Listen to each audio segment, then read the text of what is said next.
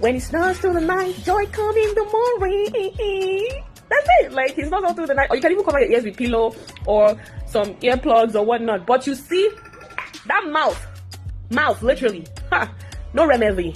He don't have remedy. So in this isolation period, if I was to choose between someone that snores and someone that has mouth odor, why? Snoring, I won't be able to sleep at night, and mouth odor during the day, the person will wound me.